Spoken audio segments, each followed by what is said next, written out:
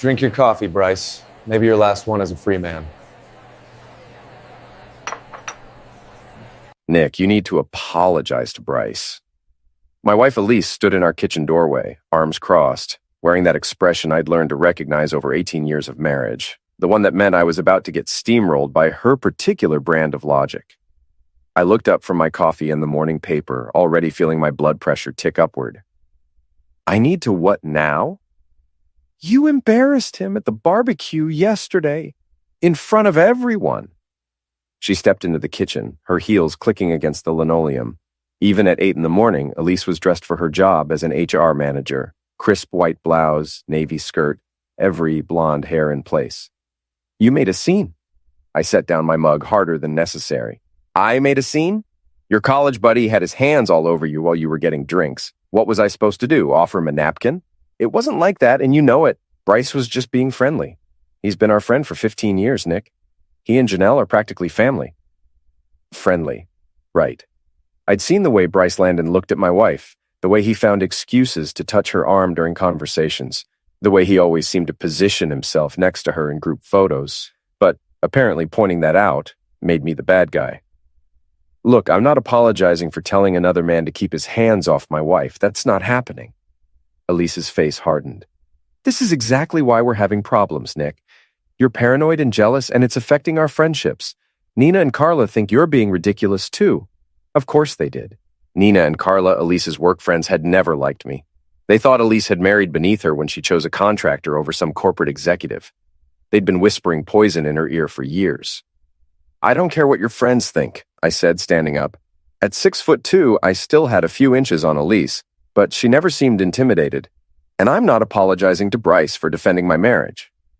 Fine. She grabbed her purse from the counter. Then I'll handle it myself. But don't expect things to go back to normal with our friend group. Actions have consequences, Nick. She walked out, leaving me standing in the kitchen with a bitter taste in my mouth that had nothing to do with the coffee. Through the window, I watched her get into her Honda Accord and drive away, probably heading to work early so she could call Bryce and smooth things over. Our son Liam wandered into the kitchen, his 16-year-old frame all elbows and knees, dark hair sticking up at odd angles. He grabbed a Pop-Tart from the cabinet and looked at me with eyes that were too knowing for his age. You and Mom fighting about Bryce again? We're not fighting, I lied. We're having a discussion about boundaries. Liam snorted. Right. Look, Dad, I don't know what's going on with you and Mom, but Bryce is a creep. I've seen how he looks at her. And at other women, too, when Janelle's not watching. Smart kid. Too smart, maybe. I ruffled his hair as he headed toward the door, backpack slung over one shoulder. Have a good day at school, Liam. You too, Dad. Try not to apologize to any scumbags today. After he left, I sat back down and stared at my reflection in the black surface of my coffee. At 42, I was still in decent shape from construction work, but I could see the lines around my eyes, the gray creeping into my brown hair. When had I started looking so tired? My phone buzzed. A text from Ray Murphy, my best friend and former Boston PD detective who now worked private security. Heard through the grapevine that you punched Bryce Landon at a barbecue. Please tell me it's true. I texted back, didn't punch him, just told him to back off. Now, Elise wants me to apologize. Don't do it. Guy's been sniffing around your wife for years. Everyone can see it except her. That made me feel slightly better, knowing I wasn't completely crazy. Ray had good instincts about people. It came from 20 years of dealing with Boston's finest criminals and politicians, though he claimed there wasn't much difference between the two. I was still thinking about the situation when my phone rang 3 hours later. I was on a job site in Somerville installing crown molding in a Victorian that some tech executive was renovating when Elise's name appeared on the screen. Nick, I need you to come to Bryce and Janelle's house tonight, 7 o'clock. Why? Because I arranged for you to apologize properly in person. It's the least you can do after yesterday. I nearly dropped my nail tool. You arranged what? Dinner, just the four of us. You're going to apologize to Bryce, and then we're all going to move past this like adults. Elise, I already told you. Be there at 7, Nick. Don't make this harder than it needs to be. She hung up before I could respond. I stared at the phone for a full minute, feeling something cold and hard settling in my chest. She'd arranged a dinner without asking me, to force me to apologize to a man who'd been putting his hands on her. I called Ray. She did what? His voice carried that edge it got when he was pissed off. Nick, that's not normal wife behavior. That's someone who's already picked sides, and it ain't yours. Maybe I should just do it. Keep the peace. Screw that. You want my advice? Go to dinner. But don't apologize the way she expects you to. What do you mean? I mean apologize for exactly what you did. Nothing more, nothing less. Be specific, real specific, in front of Janelle. I thought about that for the rest of the afternoon. By the time 7 o'clock rolled around, I had a plan. The Landons lived in a colonial in Newton, the kind of house that screamed, "We have money and want you to know it." Bryce's real estate business had been good to them. Marble countertops, hardwood floors, a 3-car garage for his BMW, her Mercedes, and his weekend toy, a restored Mustang. Janelle answered the door, looking tired. She was a pretty woman, early 40s, with short auburn hair and intelligent brown eyes that seemed to take in everything. She worked as a paralegal and had always been the smarter half of the marriage, though she rarely got credit for it. "Hi, Nick. Elise is already here helping Bryce with drinks." Of course she was. I followed Janelle into their living room, where Elise and Bryce were standing close together at the wet bar, laughing about something. Bryce looked like he'd stepped out of a catalog. Khakis, polo shirt, perfectly styled hair that was probably held in place with more product than my daughter used. He'd been a decent athlete in college, and he still carried himself like the quarterback he'd never quite been. "Nick!" He turned toward me with a smile that didn't reach his eyes. "Glad you could make it. Elise was just telling me about your day. I'll bet she was." "Bryce, thanks for having me over." Elise shot me a warning look. Nick has something he wants to say. The room went quiet. Janelle sat down on the couch, looking between her husband and me with growing curiosity. Bryce straightened up, clearly expecting me to grovel. I took a deep breath and smiled. "You're absolutely right, Elise. I do owe Bryce an apology." I looked directly at him. "Bryce, I'm sorry for telling you to get your hands off my wife yesterday. I'm sorry for raising my voice when I saw you touching her waist and whispering in her ear while she was getting drinks. I'm sorry for suggesting that maybe you should remember you're married to Janelle when you're feeling up other men's wives at social gatherings." Bryce's face went white. Janelle's head snapped toward her husband like she'd been slapped. "And I'm especially sorry," I continued, "for not mentioning that I installed security cameras in our living room last month and they caught some very interesting footage of you two during the book club meeting 2 weeks ago. You know, the one where you thought you were alone because everyone else was in the kitchen." The silence that followed was deafening. Elise looked like she'd been hit by a truck. Bryce's mouth opened and closed without making any sound. But it was Janelle who broke the quiet, her voice deadly calm. "What footage, Nick?" I pulled out my phone and held it up. "The kind that shows your husband kissing my wife, and her kissing him back." Janelle stood up slowly, her face transforming from confusion to fury. "You son of a witch," she said, but she was looking at Bryce, not me. "You lying, cheating son of a witch." "Janelle, wait." Bryce started toward her, but she held up a hand. Just don't." She turned to Elise, who was standing frozen by the bar. "And you, in my house, pretending to be my friend while you screw my husband." "It's not what it looks like," Elise said weakly. "It's exactly what it looks like." Janelle's voice was getting louder. "How long?" Nobody answered. "How long?" she screamed. 6 months, Elise whispered. Janelle laughed, but there was no humor in it. 6 months. 6 months of dinners and parties and girls' nights, and you've been screwing my husband the whole time. She walked to the front door and opened it wide.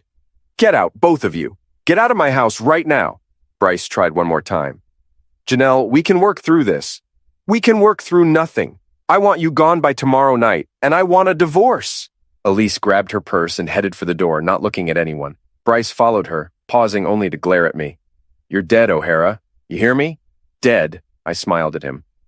"Get in line, Bryce. Right behind your marriage, your reputation, and your bank account when Janelle's done with you." After they left, Janelle slumped against the doorframe, suddenly looking exhausted. "I'm sorry, Janelle. You deserve to know." She nodded without looking at me. "Yeah, I did. Thanks for telling me, Nick. Even if it was in the worst possible way. Are you going to be okay?" "No, but I will be eventually." She straightened up. "You should probably go home and figure out what you're going to do about your wife." I drove home through the quiet Newton streets, feeling something that might have been satisfaction if it weren't mixed with so much anger. I'd apologized, all right? Just not the way anyone expected. When I got home, all the lights were off. Elise's car wasn't in the driveway. I found a note on the kitchen table. "Gone to Nina's. Don't wait up." I crumpled up the note and threw it in the trash. Then I opened a beer and sat in my living room, looking at the security camera I'd installed after noticing Elise acting strange. The camera that had captured everything. My phone buzzed with a text from an unknown number. "You think you're smart? You just made the biggest mistake of your life." I deleted the message and finished my beer. Tomorrow was going to be interesting. 3 days passed without a word from Elise. She was staying at Nina's apartment in Cambridge, according to Liam, who'd gotten the information from his sister, Maddie. Maddie was 13 and still young enough to believe her mother's version of events, that Daddy had embarrassed Mommy and now they needed some time apart. I didn't correct her, not yet. I was finishing up a bathroom renovation in Brookline when my phone rang. Ray's name appeared on the screen. "You need to watch your back," he said without preamble. "I've been asking around about your boy Bryce. He's got connections to some unsavory people through his real estate deals. Money laundering, probably. The kind of guys who solve problems with their fists." "You think he'd actually do something?" "I think a man who's about to lose his wife, his house, and his business might do something stupid. Just be careful, Nick. Vary your routine, watch your mirrors, that kind of thing." I promised Ray I'd be careful, but honestly, I wasn't too worried. Bryce was a coward who'd been sneaking around behind his wife's back for 6 months. He wasn't going to confront me directly. I was wrong. It happened Thursday evening, as I was walking to my truck after finishing the Brookline job. The sun was setting, casting long shadows between the buildings, and the street was mostly empty. I was thinking about what to make for dinner. Liam was staying late for basketball practice, and Maddie was at a friend's house, when I heard footsteps behind me. I turned around just in time to see Bryce and another man approaching fast. The other guy was big, maybe 6'4", with the kind of build that came from serious gym time and possibly steroids. He had prison tattoos on his forearms and dead eyes. "Hey, Nick," Bryce said, trying to sound casual. "We need to talk." I backed toward my truck, keys ready. "We talked plenty the other night, Bryce. Don't think there's much left to say." "See? That's where you're wrong." The big guy moved to my left, cutting off my angle to the truck. "You cost me my marriage, my home, and probably my business. Janelle's lawyer is already freezing accounts. That's what happens when you cheat on your wife. Actions have consequences, remember? Your words, not mine." Bryce's face twisted with rage. "You sanctimonious piece of garbage. You think you're better than me? You're nothing but a blue-collar loser who got lucky when Elise married down." The big guy was getting closer. I could see the bulge of brass knuckles on his right hand. This was about to get ugly. "Bryce, you don't want to do this. There are cameras on this street, witnesses." "Shut up," he nodded to his friend. "Teach him some manners, Tommy." Tommy moved fast for a big man, but I'd been in my share of construction site fights.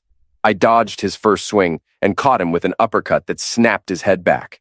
But Bryce jumped on my back, and Tommy recovered quickly. A fist caught me in the ribs, driving the air from my lungs. Another one found my kidney, sending lightning bolts of pain through my body. I went down hard, tasting blood. Tommy's boot caught me in the stomach, then the ribs again. I curled up, trying to protect my head and organs while Bryce stood over me. "You should have just apologized like a good little husband," he panted. "Should have minded your own business." Tommy raised his foot for another kick, aiming for my head this time when a car horn started blaring. A rideshare driver had pulled over, his phone already out and recording. "Hey, I'm calling the cops. Get away from him." Bryce grabbed Tommy's arm. "Come on, we're done here." They ran for a black Escalade parked at the corner. I tried to get the license plate, but my vision was blurry, and they were moving too fast. The rideshare driver, a young guy with a Boston University sweatshirt, was already on the phone with emergency. "Don't move, man. Ambulance is coming." I wanted to tell him I was fine, but when I tried to sit up, the world spun sideways. There was blood in my mouth, and every breath felt like someone was stabbing me in the chest. The next few hours were a blur of paramedics, hospital corridors, and x-rays. 3 cracked ribs, a mild concussion, and enough bruises to make me look like I'd been hit by a truck. The doctor, a tired-looking woman in her 50s, told me I was lucky. Could have been much worse. The ribs didn't puncture anything vital, and the head injury is minor. You'll be sore for a few weeks, but you should make a full recovery. The police took my statement while I was still in the emergency room. I told them everything, the affair, the confrontation at dinner, Bryce's threats. They said they'd look into it, but without clear identification of the attackers or the license plate, it would be difficult to prove anything. "Your word against his," the detective explained. "And if he's got an alibi for tonight, we're stuck." I called Liam from my hospital bed. He was home from basketball practice, wondering where I was. "Dad, what happened? You sound weird." I'm in the hospital, son. Nothing life-threatening, but I got jumped tonight.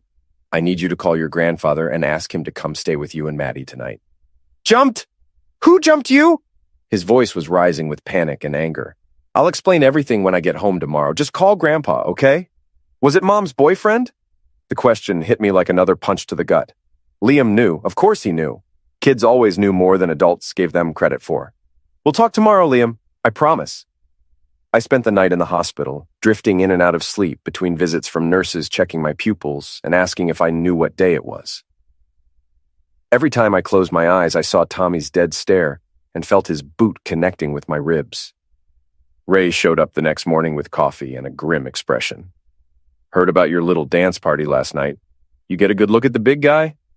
"Good enough. Prison tats, probably 6'4", built like a linebacker. Bryce called him Tommy. I'll ask around. Might be able to identify him through Bryce's business connections." Ray sat down in the visitor's chair, looking older than his 53 years. "There's something else, Nick. Something you need to know." The way he said it made my stomach clench. "What?" "Drove by your house this morning to check on Liam. Elise's car was in the driveway. So was a BMW I'm pretty sure belongs to your buddy Bryce." I closed my eyes, feeling a different kind of pain than the physical beating had caused. "She brought him to our house, where our kids live." "Gets worse. Talk to your neighbor, Mrs. Chen. She said Elise came by yesterday with a locksmith, changed all the locks, told Mrs. Chen you'd moved out, and she was worried about security. The room seemed to tilt sideways. She locked me out of my own house. While you were in the hospital getting treated for the beating her boyfriend arranged." "Yeah." I tried to sit up, ignoring the fire in my ribs. "I need to get out of here. I need to get home." "Easy, Nick. Doctor wants to keep you another few hours for observation. And even when you get out, what are you going to do? Break down your own door?" He was right, but that didn't make it any easier. I was trapped in a hospital bed while my wife moved her lover into our home, around our children. The same man who'd had me beaten and left injured on a sidewalk. "There's one more thing," Ray said quietly. "Liam called me this morning. He's not at the house." "What do you mean he's not at the house?" "Kid packed a bag and left. Told his grandfather he wasn't staying there while Bryce was around. Smart kid. He's crashing with a friend from the basketball team." At least one of my children had inherited some sense. But the thought of Maddie alone in that house with Elise and Bryce made me sick. "I need to call her. I need to talk to Maddie." Ray shook his head. "Tried that already. Elise isn't answering her phone, and the house number's been changed." I stared at the ceiling tiles, trying to process everything that had happened in the last 12 hours. My wife had locked me out of my own home, moved in her lover, and was keeping my daughter from me. The same lover who'd arranged for me to be beaten and hospitalized. "Ray, I need you to do me a favor. Name it. I need you to find out everything you can about Bryce Landon. His business, his finances, his connections. Everything. Planning something?" I thought about Tommy's boot connecting with my ribs, about Elise changing the locks while I was unconscious in a hospital bed, about my 13-year-old daughter trapped in a house with the man who'd tried to destroy our family. Yeah, I'm planning something. The doctor released me that afternoon with a bottle of painkillers and strict instructions to take it easy. Ray drove me home, but we both knew I couldn't go inside. Instead, we sat in his car across the street, looking at the house I'd been paying a mortgage on for 12 years. It looked the same from the outside. Same blue shutters I'd painted last spring, same front porch where Liam had learned to ride his bike, same bedroom windows where I'd read bedtime stories to both kids for years. But it felt different now, occupied by strangers. "So, what's the plan?" Ray asked. I watched a shadow move past the living room window. Elise, probably making dinner for her new boyfriend in the kitchen where she used to make dinner for me. "First, I'm going to find a lawyer, a good one. Then I'm going to take back everything they stole from me.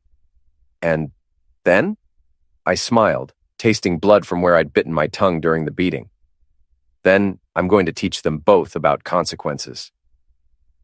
I spent 2 weeks living in a motel room on Route 1, surviving on takeout and pain medication while my ribs healed. Ray visited every day, bringing updates on his investigation into Bryce's business dealings and my ongoing legal situation. The lawyer Ray had recommended, Patricia Walsh, was a shark in a tailored suit who specialized in messy divorces.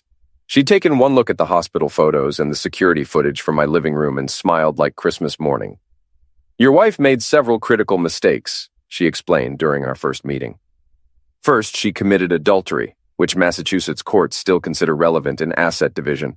Second, she changed the locks on the marital home without legal justification while you were hospitalized.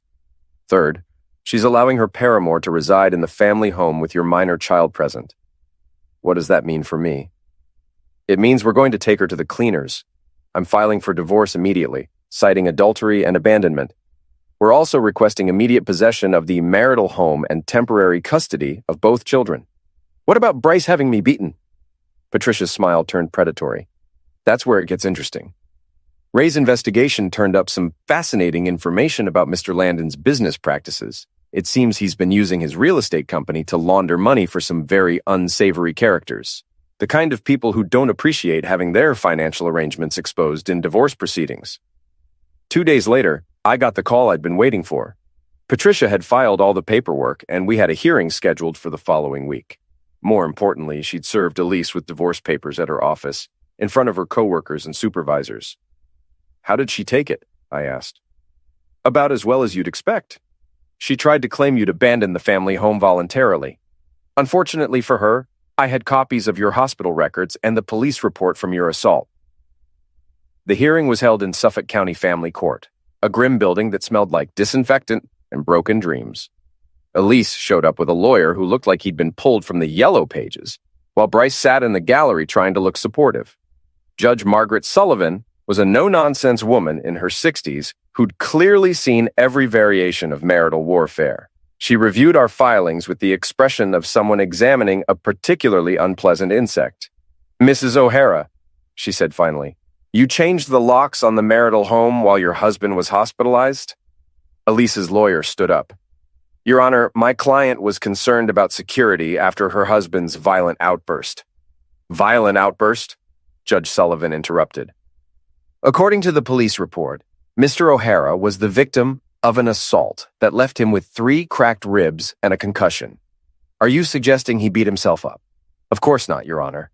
But the circumstances leading to that assault, the circumstances, Patricia interjected, standing up, were that Mr. O'Hara discovered his wife's 6-month affair and exposed it to the other betrayed spouse. Hardly grounds for changing locks on the marital home.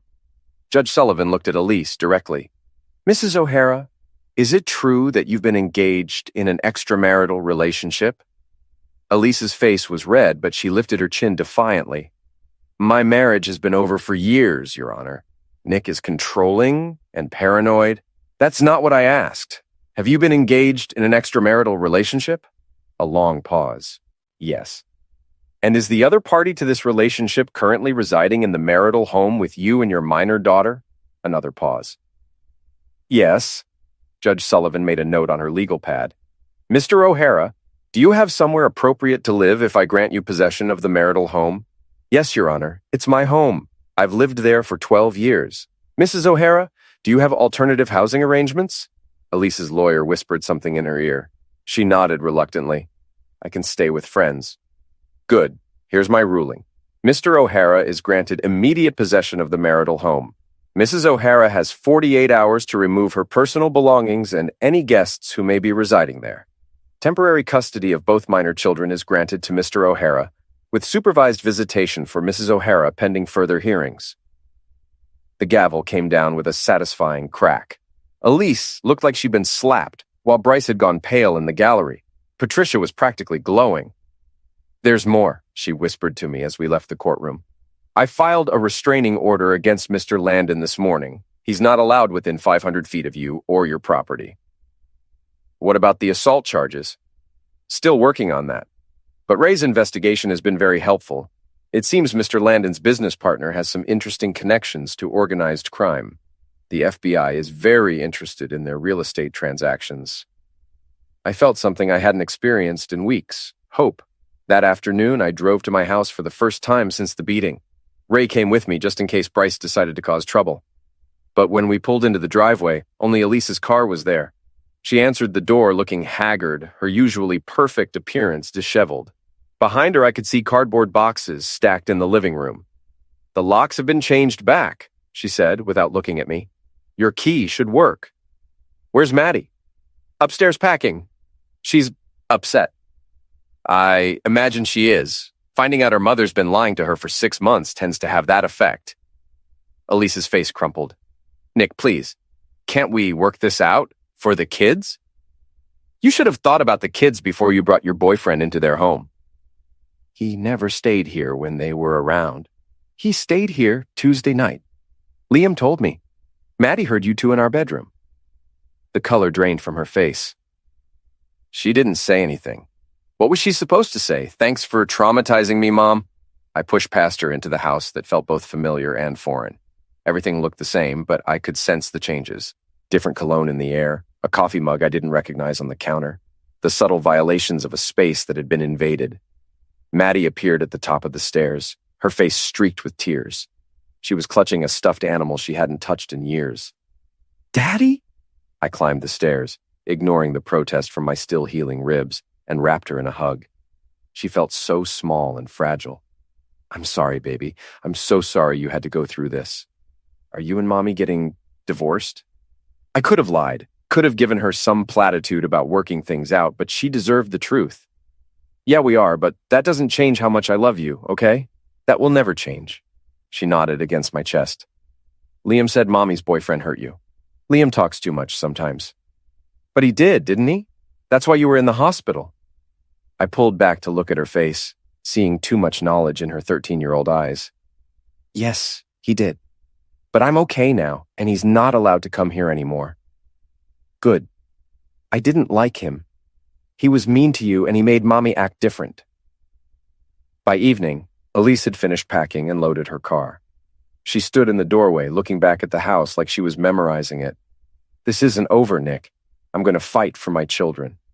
You should have fought for your marriage instead of throwing it away for a cheap thrill with your college boyfriend. She flinched, like I'd hit her. You don't understand.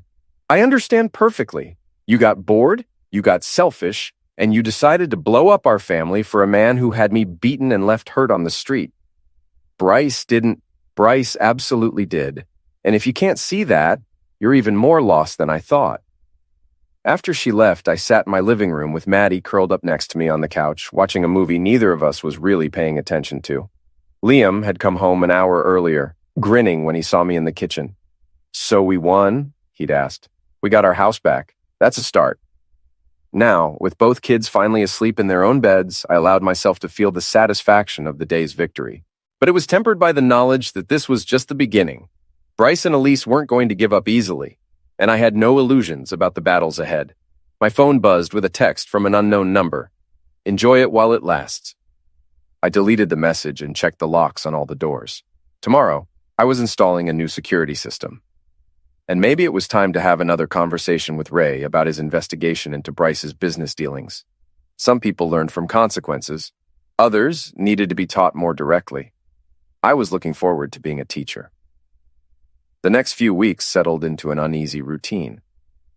Maddie adjusted to having me home again, though she still had nightmares about the divorce. Liam threw himself into basketball with the intensity of someone trying to outrun his family's problems. And I threw myself into making Bryce Landon's life as miserable as he'd made mine. Ray's investigation had turned up a gold mine of information. Bryce's real estate company, Landon Properties, had been involved in several suspicious transactions over the past 2 years. Properties purchased with cash, held for exactly 90 days, then sold at a loss to shell companies. Classic money laundering. The FBI's been watching him for months, Ray explained over coffee at a diner in Medford. They just needed someone to give them probable cause for a deeper investigation. Someone like a bitter ex-husband with hospital records and security footage? Someone exactly like that. I may have mentioned your situation to a friend who works white-collar crime. Purely coincidentally, of course. I smiled. Ray had always been good at finding creative solutions to problems. What about Tommy, the guy who worked me over? Tommy Castellano. Small-time muscle with a record going back to juvenile hall. Assault, battery, extortion. He's been doing odd jobs for Bryce's business partners for about a year. Think he'll flip if the FBI comes knocking? Tommy's not smart enough to be loyal. He'll give up his own mother for a reduced sentence. That afternoon, I decided to test Bryce's nerve. I knew he'd been staying at a corporate apartment complex in Burlington, the kind of place that catered to divorced executives and traveling businessmen. Ray had given me the address, along with Bryce's daily routine. Every day at 5:30 p.m., Bryce stopped at a Starbucks on his way home from the office. He ordered the same drink, Venti Pike Place Black, and sat at the same table by the window, scrolling through his phone while he drank it. I walked into the Starbucks at 5:35 and got in line behind him. He was so focused on his phone that he didn't notice me until I spoke. Venti Pike Place Black, I told the barista. Same as my friend here. Bryce spun around, his face going white when he saw me. What are you doing here? Getting coffee. It's a free country, Bryce. At least until you and your business partners get indicted. He grabbed his drink and headed for his usual table, but I followed him, sitting down across from him like we were old friends. You need to stay away from me, he said, his voice shaking slightly. I have a restraining order. No, you don't. I have a restraining order against you. You're the one who's supposed to stay away from me. But here we are, sharing coffee like civilized people. Bryce looked around the crowded Starbucks, clearly uncomfortable. What do you want? I want to know how it feels to lose everything. Your wife, your house, your business. Must be eating you alive. His face flushed red. You don't know what you're talking about. I know Janelle took you for half of everything in the divorce. I know the FBI is looking into your business dealings. I know Tommy Castellano is the kind of guy who'll sell you out for a candy bar and a reduced sentence. Bryce's hand was shaking as he lifted his coffee cup. You can't prove anything. I don't have to prove anything. The FBI will do that for me. I just have to sit back and watch you destroy yourself. I stood up, leaving my untouched coffee on the table. Enjoy your drink, Bryce. Might be the last one you have as a free man. As I walked away, I could feel his eyes boring into my back. But I also noticed something else. The way other customers had been glancing at our table. The way conversations had quieted when I mentioned the FBI. Word would get around. In a business that depended on reputation and trust, even the hint of federal investigation could be devastating. 2 days later, Patricia called with good news. Elise's lawyer wants to negotiate a settlement. Apparently, she's having second thoughts about fighting for custody. What changed her mind? Hard to say. Maybe she's realized that her relationship with Mr. Landon isn't as solid as she thought. Or maybe someone explained to her that adultery cases don't play well in family court. What are they offering? Joint custody, but you keep primary residence. She gets visitation every other weekend and one night a week. You keep the house, she keeps her car and her 401k. No alimony. It was more than I'd expected, honestly. What's the catch? No catch that I can see. She wants to finalize everything quickly and quietly, almost like she's in a hurry. That evening, I was helping Maddie with her math homework when Liam burst through the front door, his face flushed with excitement. Dad, you need to see this. He pulled out his phone and showed me a video that was making the rounds on social media. It showed Bryce's BMW being towed from the parking lot of his office building, while Bryce stood on the sidewalk arguing with 2 men in suits. FBI? I asked. Has to be. Jake's older brother works downtown, says there were federal agents all over Bryce's office building today. They seized computers, files, everything. I felt a warm glow of satisfaction. The dominoes were starting to fall. My phone rang. Ray's name appeared on the screen. You see the news? He asked. Liam just showed me. FBI finally moved? Big time. Arrested 3 people, including Bryce's business partner, seized about $2 million in assets. Your boy Bryce is cooperating with investigators, which means he's probably looking at federal charges too. What about Tommy? Already in custody. Picked him up this morning on an outstanding warrant. Funny thing about outstanding warrants, they have a way of surfacing when the FBI starts looking into your associates. After I hung up, I found myself thinking about Elise. She'd been conspicuously quiet since the court hearing, and now she wanted to settle quickly and quietly. It didn't take a genius to figure out that she was trying to distance herself from Bryce before his legal troubles became her legal troubles. Smart move, but about 6 months too late. The next morning, I was surprised to find Elise sitting in her car in my driveway when I left for work. She looked terrible, dark circles under her eyes, hair unwashed, wearing the same clothes she'd had on 2 days earlier. She got out of the car as I approached my truck. Nick, we need to talk. If it's about the settlement, call Patricia. I'm not discussing legal matters without my lawyer present. It's not about the settlement. It's about Bryce. I stopped walking. What about him? He's been arrested. Federal charges, money laundering, conspiracy, racketeering, I heard. Shame about that. Her face crumpled. You don't understand. They think I was involved. The FBI came to my office yesterday asking questions about our relationship, about whether I knew about his business dealings. Did you? Of course not. I thought he was just successful at real estate. I didn't know he was laundering money for criminals. I looked at her standing there in my driveway, the woman I'd been married to for 18 years, and felt nothing but contempt. You didn't want to know. There's a difference. Nick, please. I made mistakes, but I never meant for any of this to happen. I never wanted you to get hurt. You brought a criminal into our children's home. You let him sleep in our bed, eat at our table, live in our house. You changed the locks while I was in the hospital getting treated for injuries his friend gave me. So forgive me if I don't believe you never meant for this to happen. She started crying, but I felt no sympathy. What do you want from me, Elise? I want you to tell them I didn't know anything. If they ask you about me, tell them I wasn't involved in Bryce's business. Why would they ask me about you? Because you're the one who exposed everything. You're the reason they started investigating him in the first place. I smiled. You're right. I am. So you'll tell them I didn't know? I got into my truck and rolled down the window. I'll tell them the truth, Elise. Whatever that turns out to be. As I drove away, I could see her in my rearview mirror, standing in the driveway looking lost and desperate. For a moment, I almost felt sorry for her. Almost. That afternoon, I got a call from Special Agent Maria Santos of the FBI's Boston field office. She wanted to meet with me to discuss my knowledge of Bryce Landon's business activities and personal relationships. When would be convenient, Mr. O'Hara? How about right now? I've got a lot to tell you. The meeting lasted 3 hours. I told Agent Santos everything. The affair, the assault, the suspicious cash purchases Ray had uncovered, even my suspicions about Elise's possible knowledge of Bryce's activities. Do you believe your wife was aware of Mr. Landon's criminal enterprises? Agent Santos asked. I thought about Elise's expensive tastes, the designer clothes and jewelry that had appeared over the past year, the weekend trips to New York and Miami that she'd claimed were work conferences. I think my wife chose not to ask questions she didn't want to hear the answers to. Whether that makes her legally complicit is up to you to determine. Agent Santos nodded and made a note in her file. We may need you to testify before a grand jury, Mr. O'Hara. Would you be willing to do that? Absolutely. As I left the FBI field office, I felt lighter than I had in months. Justice was finally being served, and I'd had a front row seat to watch it happen. My phone buzzed with a text from Patricia. Elise signed the settlement agreement. Divorce will be final in 30 days. Congratulations. I was finally free. The divorce was finalized on a rainy Tuesday in October. I signed the papers in Patricia's office while Elise signed hers somewhere else, both of us eager to avoid any final confrontation. 18 years of marriage reduced to a stack of legal documents and a judge's signature. You should feel good about this, Patricia said as she walked me to the elevator. You got everything you wanted.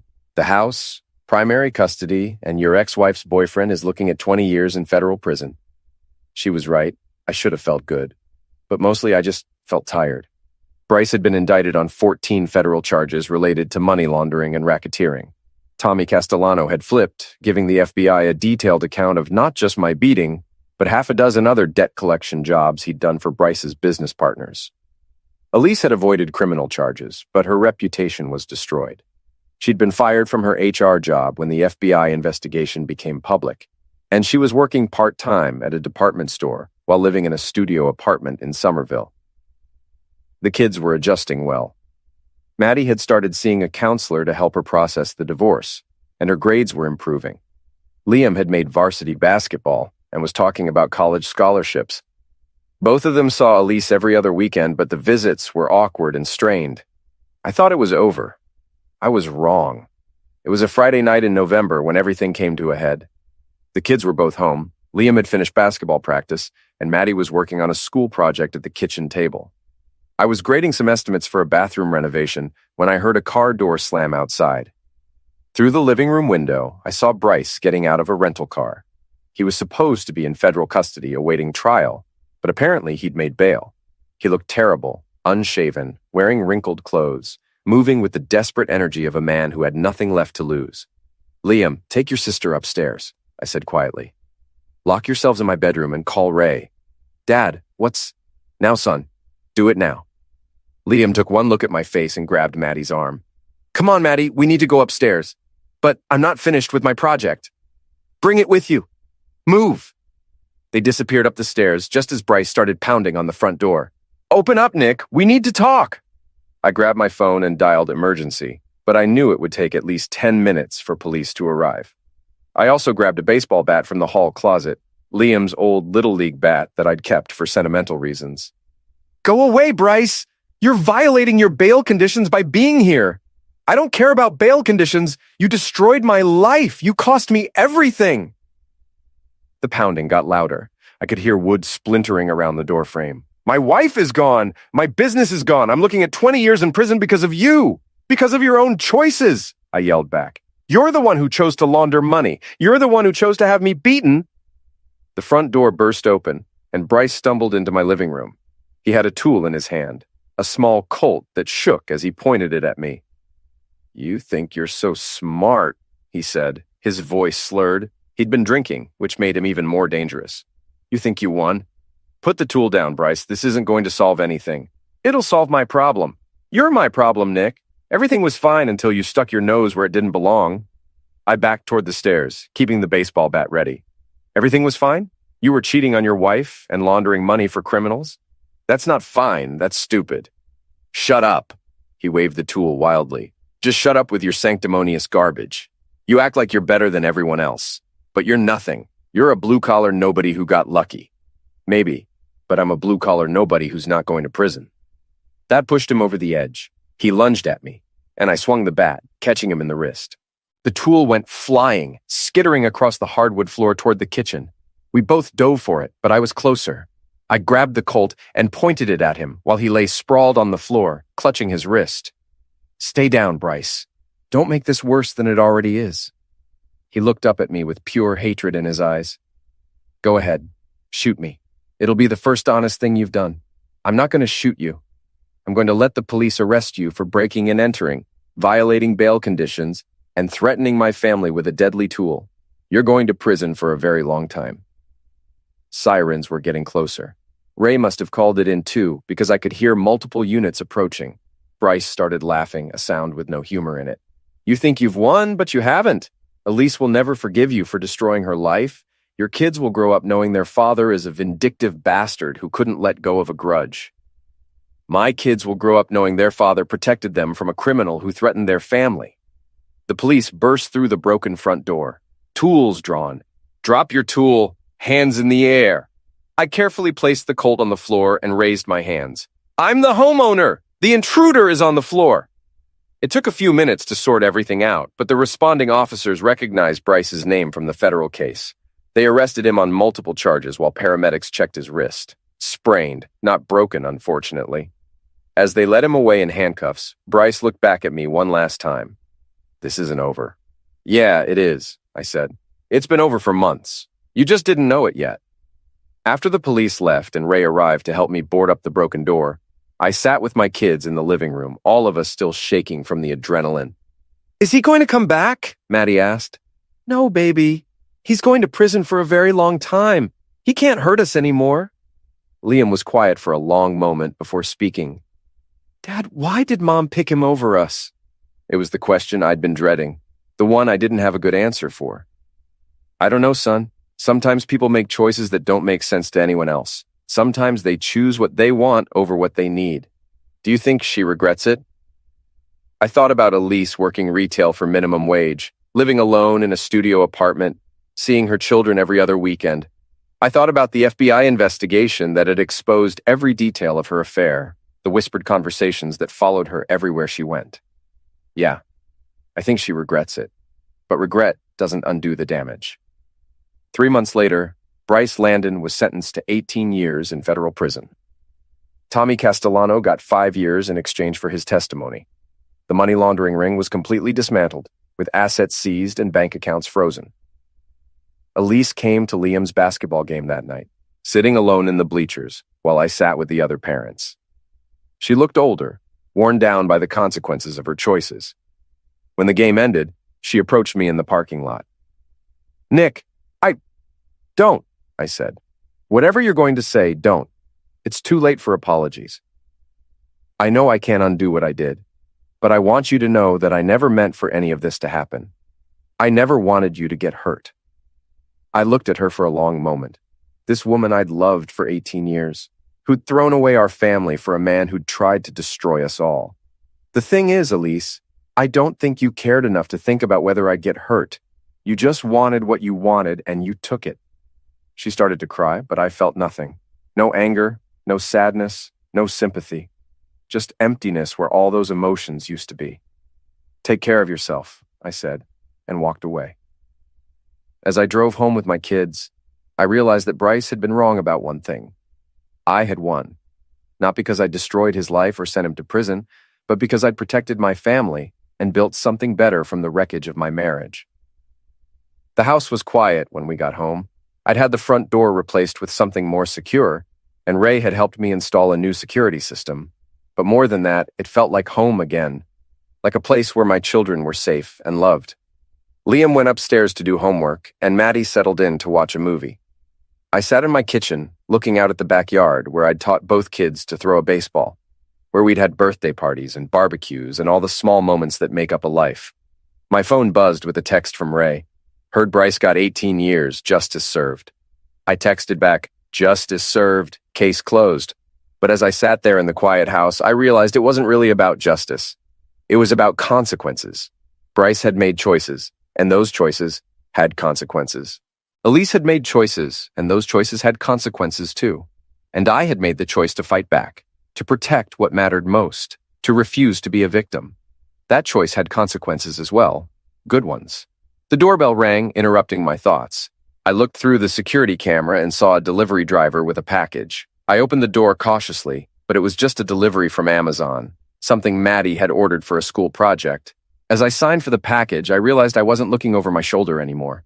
Wasn't checking my mirrors for black Escalades or jumping at unexpected sounds. For the first time in months, I felt truly safe.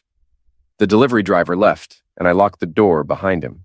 Through the living room window, I could see Mrs. Chen working in her garden next door, and the Peterson kids playing basketball in their driveway across the street. Normal, suburban life, the kind of peaceful existence I'd almost lost. Upstairs, I could hear Liam on the phone with friends, and Maddie laughing at something on TV. The sounds of my children being children, not worrying about adult problems or sleeping with one ear open for trouble. I walked through my house, checking the locks one more time before bed. But it wasn't fear driving the routine anymore. It was just good sense, the kind of precautions any responsible father takes to protect his family. In my bedroom, I found a note Maddie had left on my pillow. Thanks for keeping us safe, Dad. I love you. I folded the note and put it in my wallet next to the picture I carried of both kids. Tomorrow was Saturday, and we were going to spend it together. Maybe catch a movie or work on the treehouse I'd been building in the backyard, or just hang out and be a family. A smaller family than we used to be, but a stronger one. A family that had been tested and survived. A family that understood the difference between what we wanted and what we needed. I turned off the lights and settled into sleep, listening to the familiar sounds of my house settling around me. Outside, it was starting to snow, the first snow of the winter, covering everything in clean white silence. In the morning, I'd wake up in my own bed, in my own house, with my children safe under my roof. Bryce would wake up in a federal prison cell, facing 17 more years of the same. Elise would wake up alone in her studio apartment, living with the consequences of her choices, and I would wake up knowing that sometimes, when you're pushed far enough, the underdog doesn't just bite back. Sometimes the underdog wins,